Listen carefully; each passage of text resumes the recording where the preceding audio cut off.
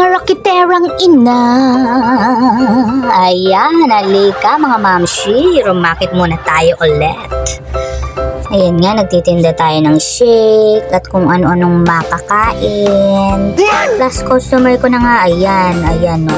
Nire-ready ko na apat yata ang order kong mga shake.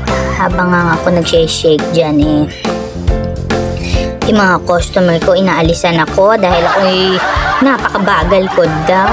Diyos. Kaya nandyan lang sila sa may gilid, nag-aabangan matapos tong ginagawa kong shake. Ayan, maggagadgad na nga tayo ng yelo para mas pino, no? Lalagay natin ganyan. Sige, kagadgad. Ayan, ginagadgadan natin. Ayun na nga, rumarakit na naman tayo para tayo ay magkapera dahil nga tayo ay alipin ng salapi. Ayan. Gabi na nga niyan at meron pa akong customer. Wow! Talaga naman, ayan na nga.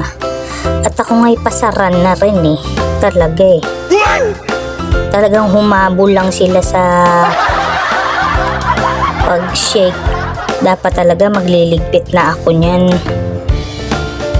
Ayan nga, lagi tayong may racket araw-araw, everyday. Hindi tayo nauubusan.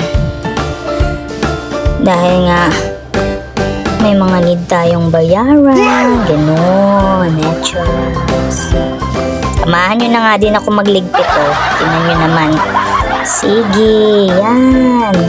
Gusto mo niyan ha? Mapagod ka. Pagodin mo yung sarili mo. Ayan, tinulungan na nga ako ni Che.